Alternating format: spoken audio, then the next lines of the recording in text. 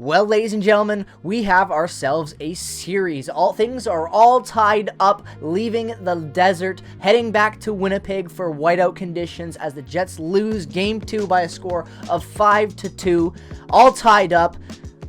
I liked this game. I'm not going to lie. I liked this game. I do not think this game was that terrible. I thought this was a very good battle from both teams. Vegas was immensely better in this game.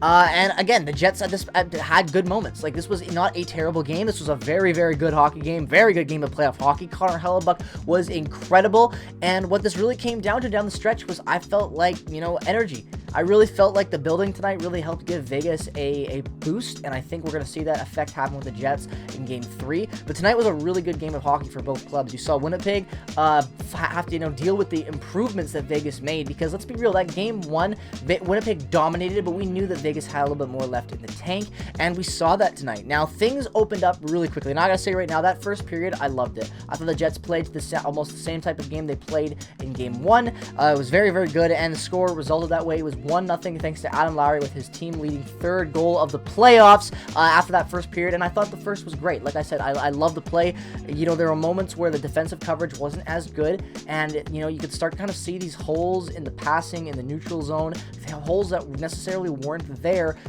in Game 1, and I felt like those holes got bigger and bigger, and that's what gave Vegas a really big advantage, especially down the stretch going into that third period where they get 3 unanswered goals to win the game, and that really is what killed the Jets, is that they played good in the first. The second was a really, really all-out battle, and, Vegas gets 2 goals from Carlson and Eichel. They're both good goals. You can't blame Hellebuck for that. Again, what it came down to was defensive collapse. Turnovers in our own zone, not connecting on the second pass, and just, not taking advantage of the opportunities when we have the puck. And that's really what it came down to, in my opinion, was I felt like the passing in the neutral zone tonight was just not as clean and crisp as it needed to be as it was in Game 1, and Vegas being the team that they are when it comes to taking advantage of neutral zone turnovers, they really struck the gold mine tonight and took advantage of that. You saw that especially with the quick turnaround in their own end, moving the puck up fast with how mobile their defensemen are.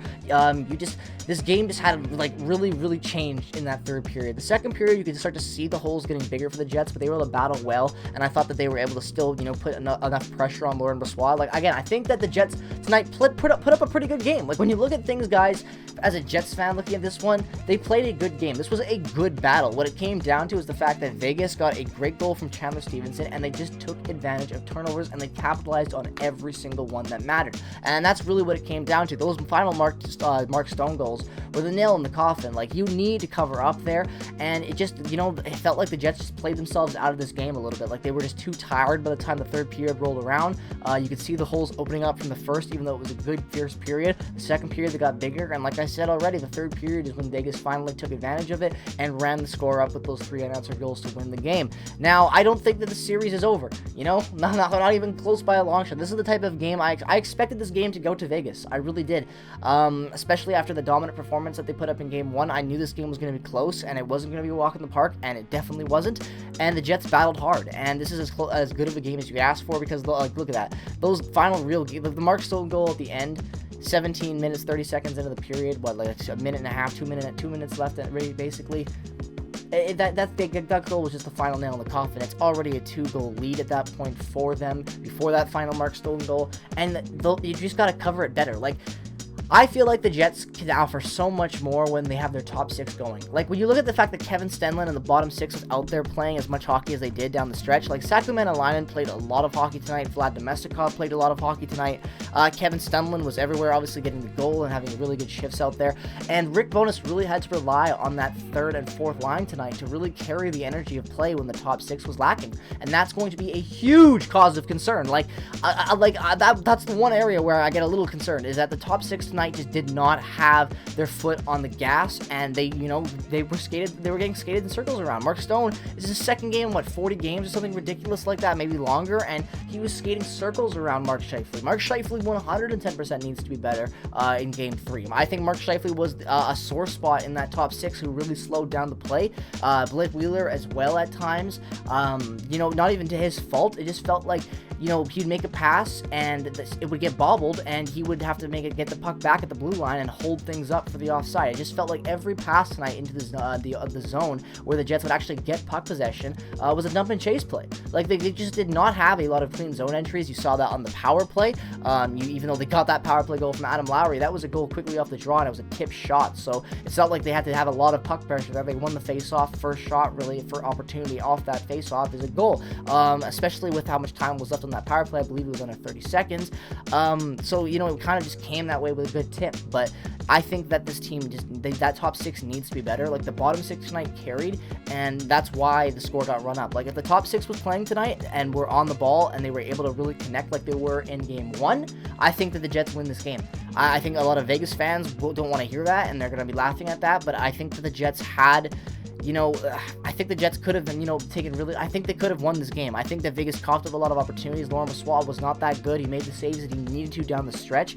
But, he is going to be a problem. He is the weakest link on that Vegas team, in my opinion, and the Jets need to exploit it. They did in game one. In game two, they took advantage of some good goals, some good pressure there. But if the tip shots aren't working, like they weren't at some points with all the dump and chase plays, dump the chip puck in, battle for it, throw it to the blue line, get a tip shot, that wasn't working.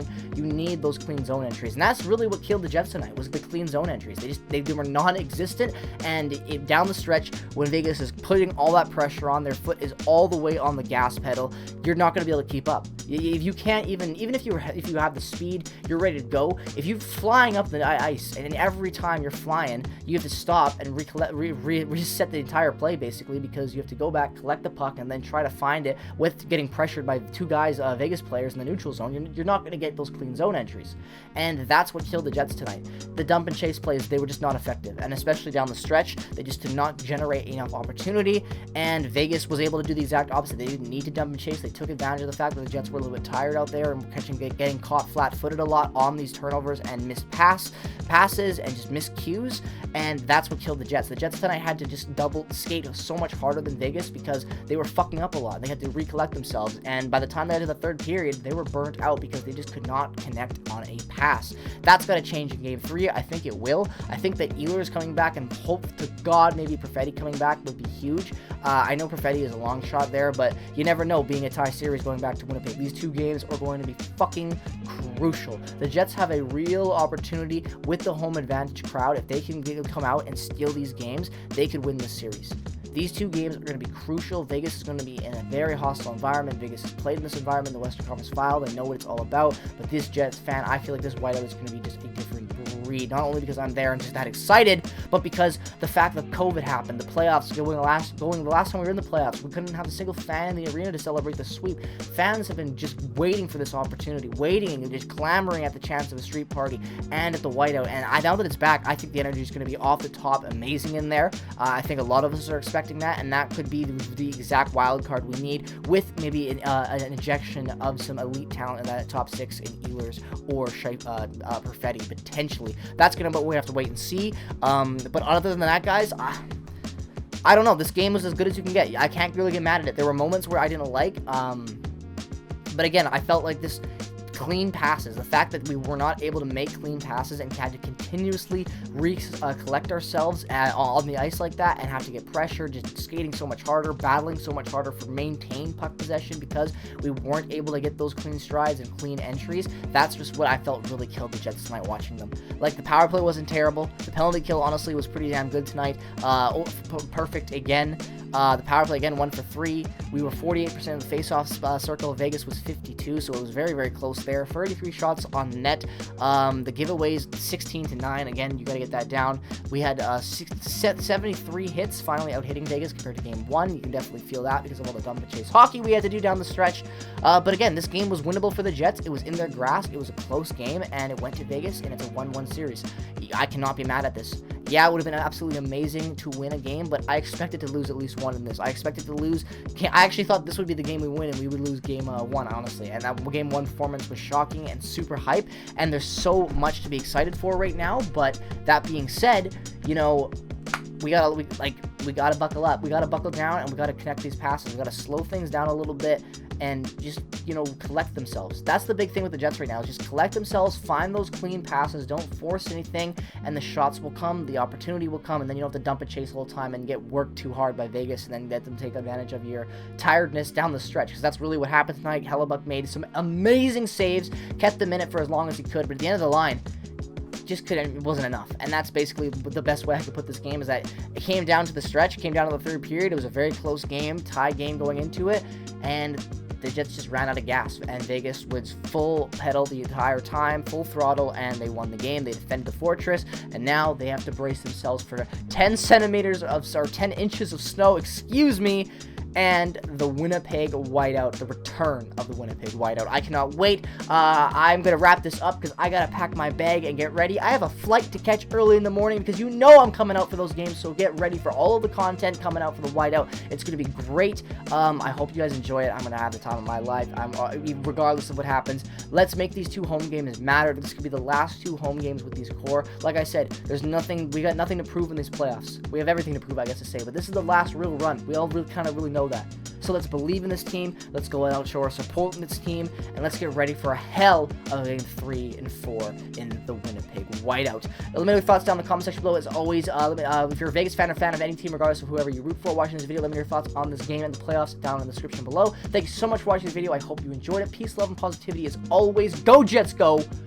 And it's whiteout time, baby!